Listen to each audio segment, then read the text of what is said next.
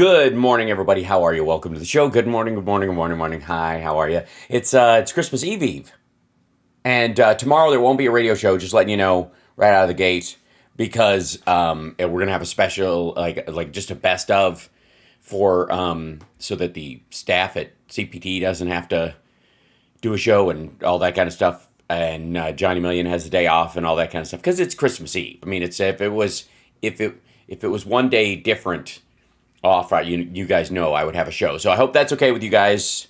Got family in town. It's Christmas Eve. We're having we're having a special brunch tomorrow with the whole family. We're going to have Chinese food, as you do. Well, technically Taiwanese, I guess. We're going to Din Tai Fung, which should be lovely. And then, oh yes, white Christmas is everywhere. Everybody be safe out there. Let's start right away with the weather. Because, wow. And Philip Bittner will be joining us soon, I hope. I thought he knew that it was just a 1 hour show today, but I think he will get there, I think. And anyways, good morning, beautiful people. Hi, how are you? Welcome to the morning show. Good to see you. How's it going? Yeah, there'll be mail delay, which means, Santa's on a bit of a lag. It's okay. We're not in the blizzard technically because of where we are, but we are getting the cold. It's it got down into the 20s here in Vegas. So this isn't even one of those situations where you live in California or you live in a desert state like Arizona, Nevada, New Mexico, and it got down to 53 and you're acting like you're experiencing a nor'easter. Mm-mm. One, if you're in the blizzard, two, if you sympathize, right?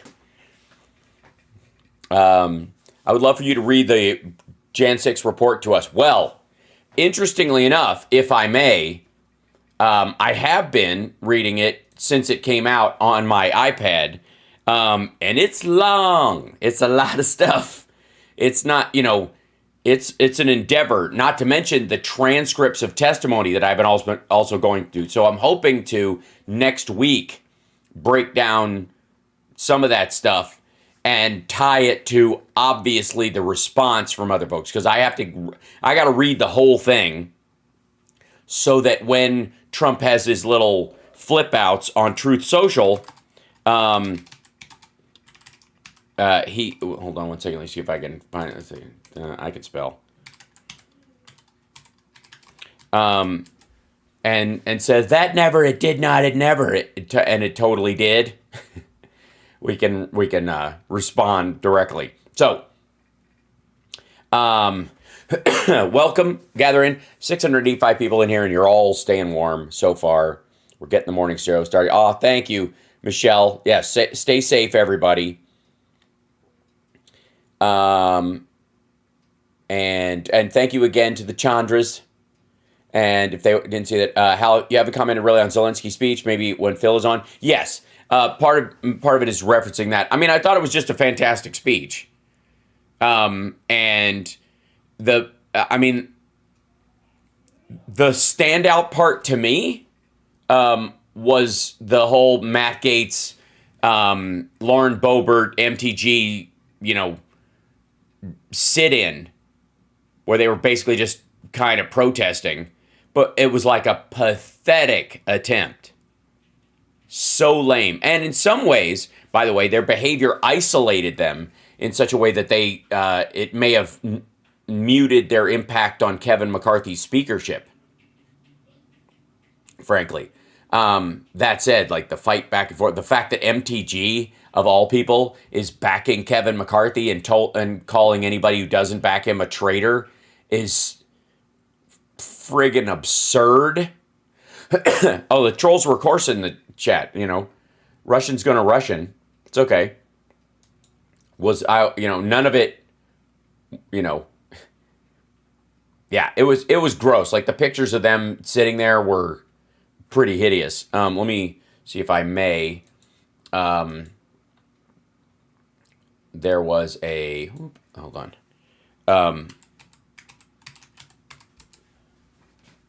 Dun, dun, dun, dun.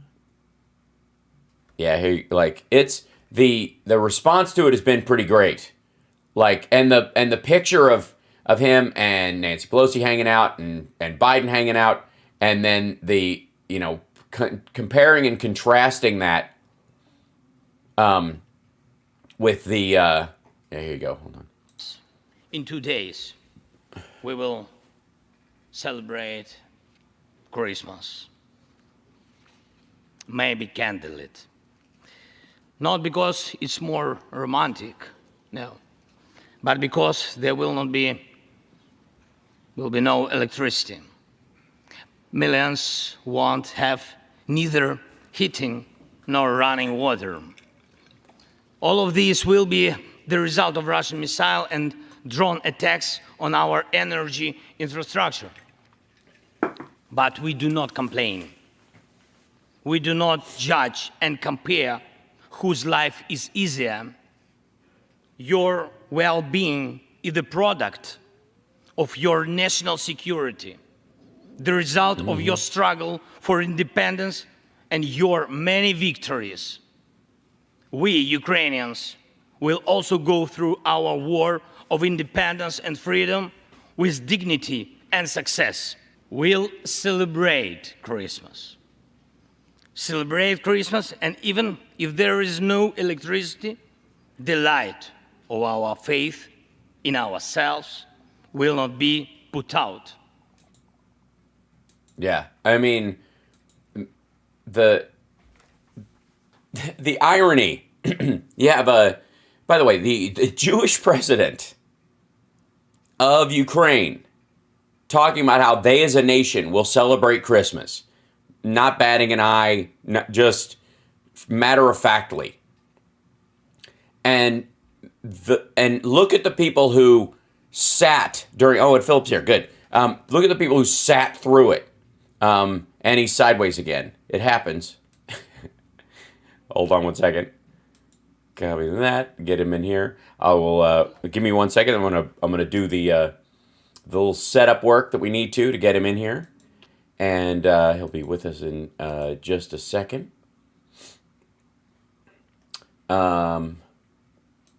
He can. There we go. Let's see. 1 second and paste. There we go. That should do it. And fingers crossed it actually launches, it works, and we'll see. Yeah, no, yes, no. Oops. Okay. Let me try that again. Oh, no, there he is. Okay, good. Yay! Look at that. Hold on. Oh, Yay. 1 second. 3. Hooray! 3, 2, 1. Poof. There you go. It always takes a moment to populate you into the scene. Welcome. Good to see you. Merry Christmas Eve, Eve. Merry Christmas Eve. Yeah, Eve. Merry Christmas Eve, Eve. And I'm seeing if I can connect my headset here. So bear with me 1 quick second. Fear not. You sound good to us. And welcome. I was just playing the ladies and gentlemen, a piece of the Zelensky speech. Yeah. Again, mad respect to the dude for doing it in English. And wearing his dress military sweater, because he had his little trident on the front of it, instead of just kind of the standard fare, which it's kind of the equivalent to a wartime tie. Oh, and Tucker didn't like that. Why? Because he wasn't wearing a suit? Did he interview Jim Jordan when he was complaining about the fact that he wasn't wearing a suit? Or was he worried about that it was this was a flank attack on manliness? Don't you think it's slightly ironic that Tucker Bowtie Carlson, who's gotten into nut tanning and all this other stuff to try and boost his flagging testosterone, would have a problem with a wartime president speaking to the U.S. House and Senate members, wearing effectively like a war sweater, effectively just like insulation for, him being on the battlefield. And by the way, sticking to his branding at the same time. Like, let's be abundantly clear. It's not a stupid move. They don't care. Yeah, they don't care. They don't care either way. He could have come in a tuxedo, or he Yes. could have come in a chicken suit, Yeah. and they would have figured out, and it would have been the worst thing ever. And it doesn't matter. Yeah. They're. I mean, you were absolutely right. I was listening.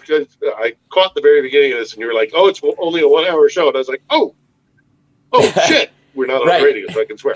Oh Yeah. shit! So I've been scrambling to get everything sorted out. Sorry about that. Not at all. But I I was appreciate listening it. to you while I was setting up, just so I can know what you had said, and you were absolutely right. The fact of watching Boebert and Gates just like spoiled children sitting in the Yes. the congressional floor with their arms crossed, grimacing, while everybody else is standing up and applauding a man who has changed the course of history, I would argue, Yes. indisputably for the better, and Yes. who is defending his nation against all odds, and has Right. rallied his nation against a clear aggressor state.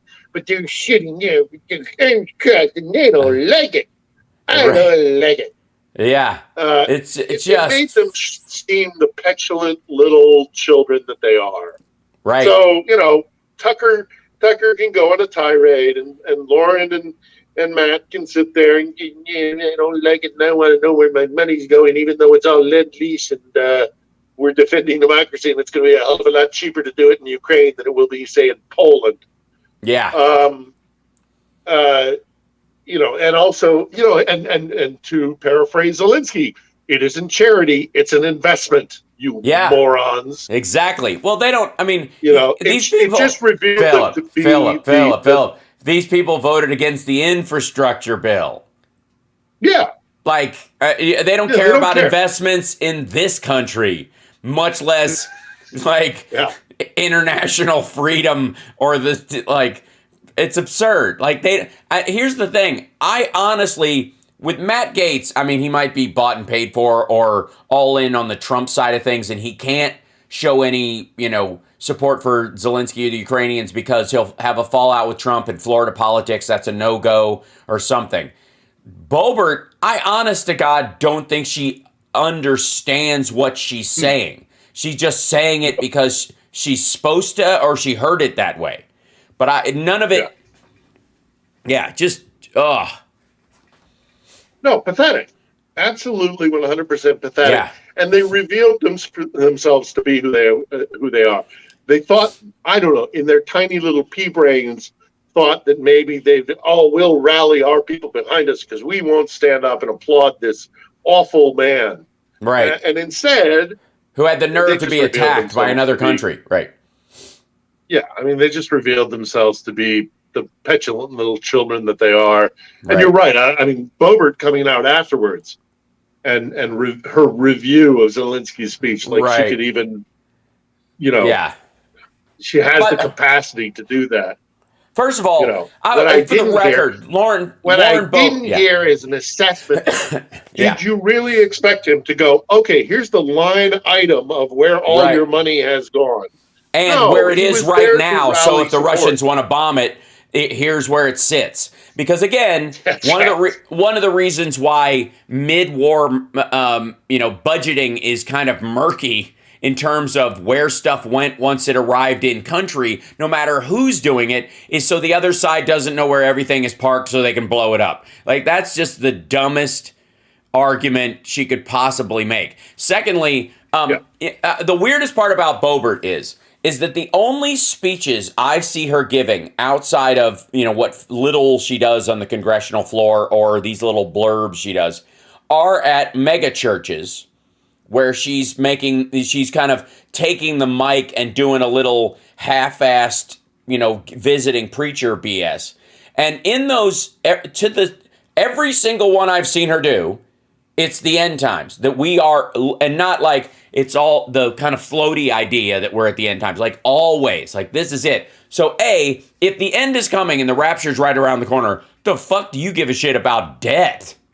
What you think during the tribulation we're gonna have trouble paying off the national debt at some point? Like, That makes no sense to me. And secondly, wars and rumors of wars. And isn't that always part of the whole sales pitch? And if you don't have that, then you don't have a rapture. So you should be happy, I suppose, there's a war going on. It's the weirdest. Like, it's such gibberish. Like, she has no attachment to any word that comes out of her face.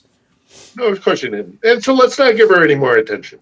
Agreed. Let's talk about the speech, if you don't mind. Yeah, absolutely. And you know, I'm sorry I came in late. I didn't know, but you know, we'll talk about it as much as we can talk about.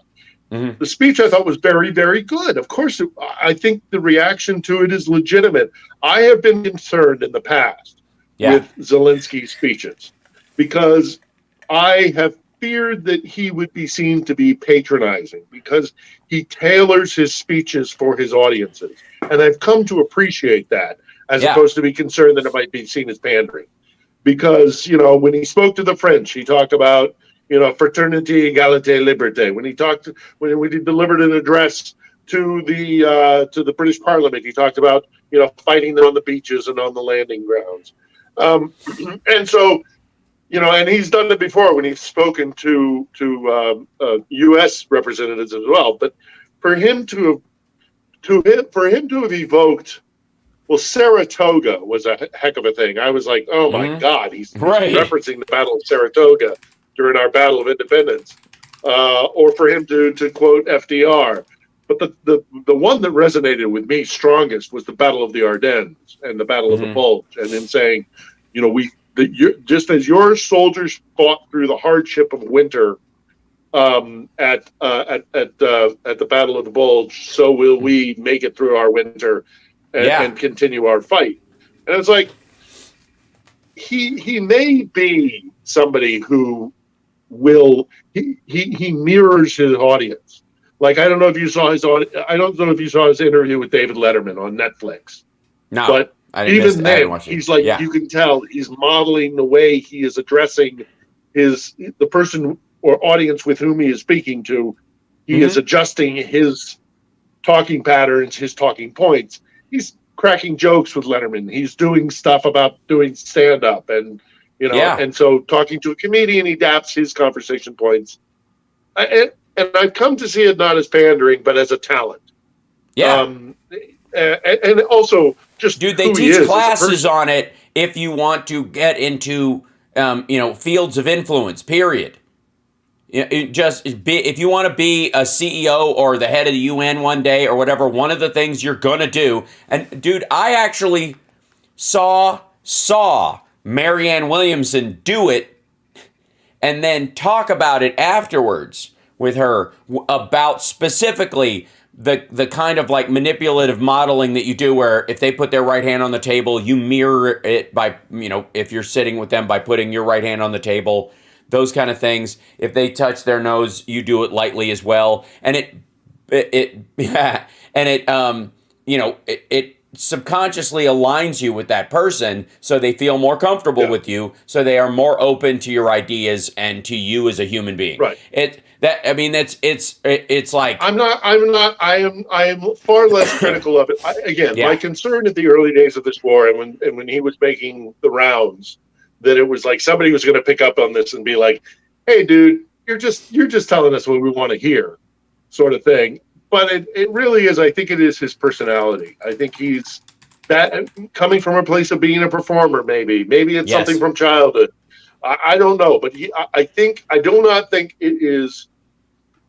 I think it's innate more than it is performative. No, I think he's learned that skill and he's good at it, and he also.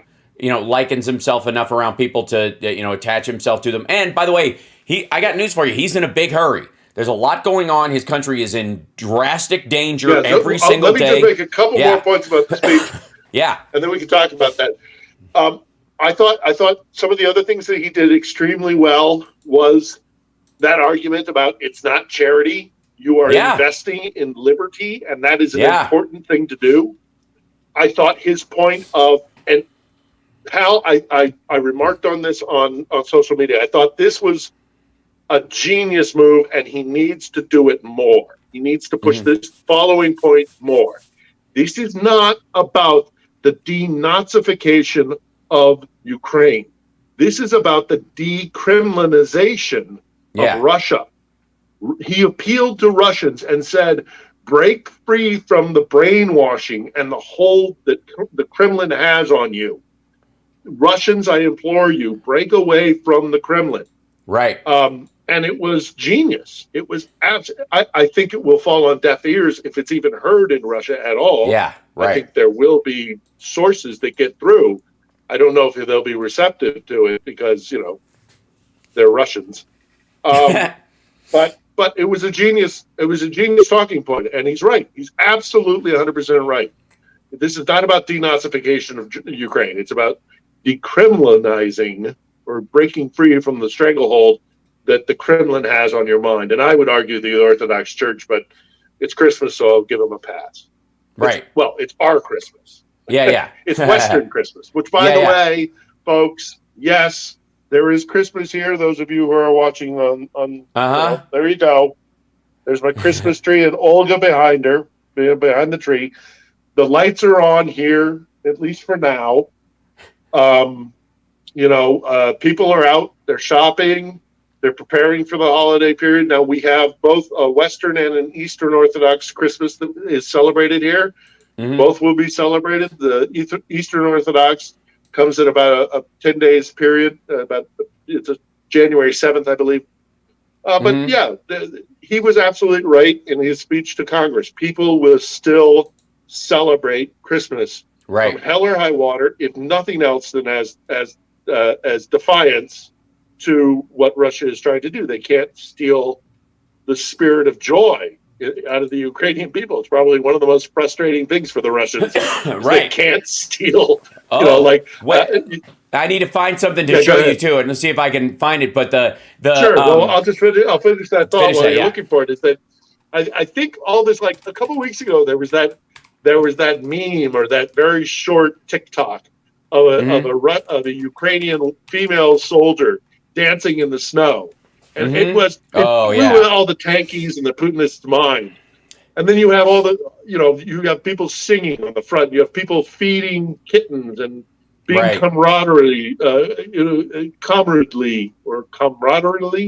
towards one another. It's been a long day.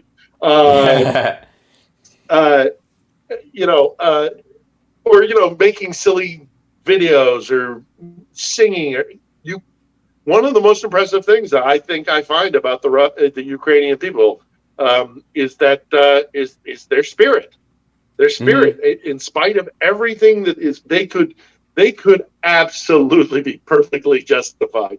It's a falling into a sense of despair and woe is me and this is awful and we're suffering, and let's not pretend that there isn't some of that going on, because there is, and that's justified too. Right. But in spite of it, the vast majority of Ukrainians are like, fuck you, I'm still going to live my life and be happy. And that's what I'm fighting for. And if you are not going to take that from me, you can take away my electricity, you can take away my heating. By the way, I have no heating in this house currently, or hot water, which is always a joy. Good thing you can't smell me. But the Ukrainians are saying, no, fuck you. We're gonna not only are we gonna beat you on the battlefield, we're gonna beat you in the battle for, our hearts and spirit and soul. Right. And it's breathtaking. It's humbling. It's really humbling. So, but all of that was what was in the speech. I'm sure there's some stuff that I'm forgetting to talk about, but I thought it was a damn good speech. I agreed, and I think the two things that he was smart to add, I think you addressed directly, which was the nullification of a lot of the right-wing ammo, where he's talking about celebrating Christmas and that the people of Ukraine are going to celebrate Christmas, because Trump himself ran on this myth that you can't say Merry Christmas without getting fired or thrown in jail. And then here's this guy, again, the Jewish president who's supposedly helping Nazis take over the world, is talking about how they're going to celebrate Christmas if they have to do it by candlelight, and it still matters because of our faith and in our faith in ourselves. And then on top of that, this thing about it's the Lend-Lease program and all this. This is an investment, and it will benefit the United States long term. And he's absolutely right. So here's what I wanted to show you, and I don't know how you'll be able to see it on your end. Hopefully, fairly clear. But this story. Is that Soloviev? Yeah, Soloviev. It says, "Get rid of the video. Putin crony freaks out on live TV flop over Zelensky clip." So this happened during. They had all these that was so great. I watched that. It made me laugh so much. So for people that don't know, and I think Julia Davis has the video of it. If people want to go watch it, I'll see if I can find it too. But he's making this trip to DC.